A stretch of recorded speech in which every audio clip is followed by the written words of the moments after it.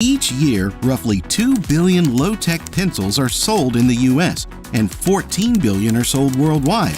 So how do they do it? The journey of a pencil begins with the procurement of essential raw materials. The primary components of a pencil are graphite, clay, and wood. Graphite, a naturally occurring form of carbon, is extracted from mines worldwide. The highest quality graphite, known as vein graphite, comes from Sri Lanka and Madagascar. Simultaneously, the clay required for the pencil's core is collected from deposits and quarries.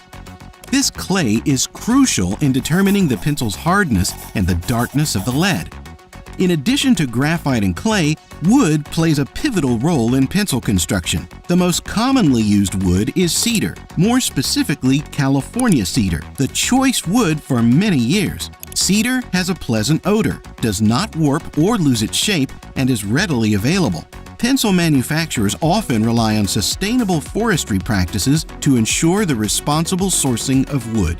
Once the raw materials are obtained, the pencil core's preparation begins. First, the graphite and clay are ground into fine powders separately. The ratio of graphite to clay determines the pencil's lead hardness, with higher graphite content producing softer leads, and vice versa. Next, the powdered graphite and clay are mixed together with water to form a homogeneous paste. The paste undergoes a refining process to ensure uniformity.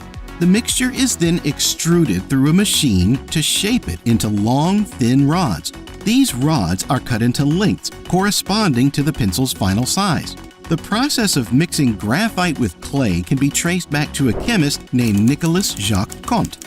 Interestingly, his discovery came as a result of the graphite shortage in the late 18th century. Conte discovered that when powdered graphite, powdered clay, and water were mixed, molded, and baked, the finished product wrote as smoothly as pure graphite. The invention was so revolutionary that it's still used in pencil production to this date. The next step in pencil manufacturing is the encasing process, where the prepared graphite cores are encased in wooden slats.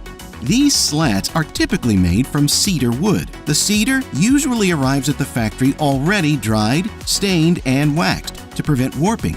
Logs are then sawed into narrow strips called slats. These are about 7.25 inches long, 0.25 inches thick, and 2.75 inches wide.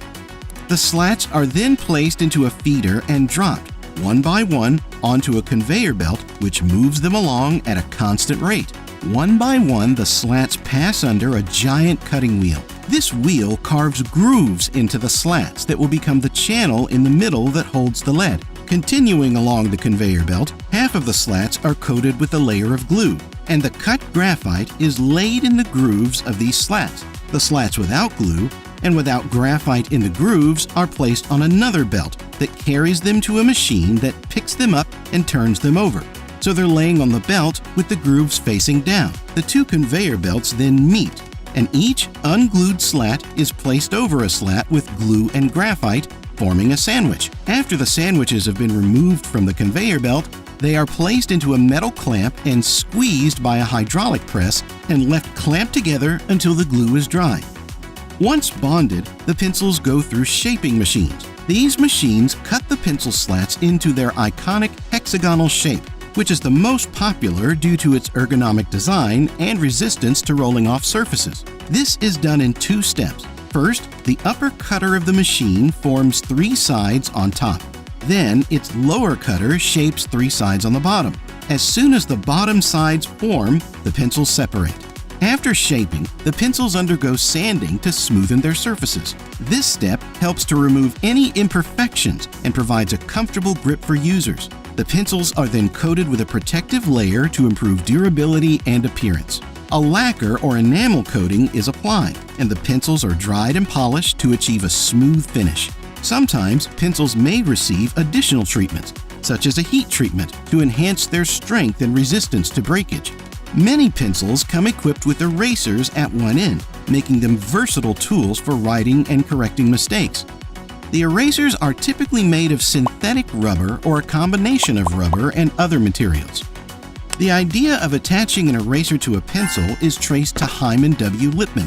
an American whose 1858 U.S. patent was bought by Joseph Reckendorfer in 1872 for a reported $100,000. The process of making an eraser starts with putting a batch of rubber into a mill. The rubber passes repeatedly between large heated rollers. Additives, including pigments, fillers, and vulcanizing agents, are thrown in between the rollers.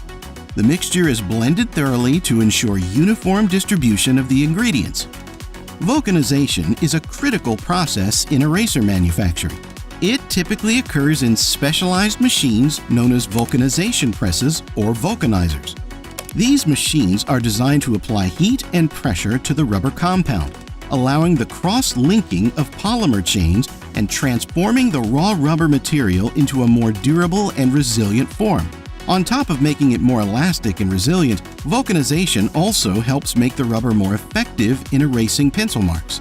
To make plugs, which will be attached to the pencils, an extrusion process is usually used. The mixture in the form of a soft solid is forced through a die to form a long cylinder.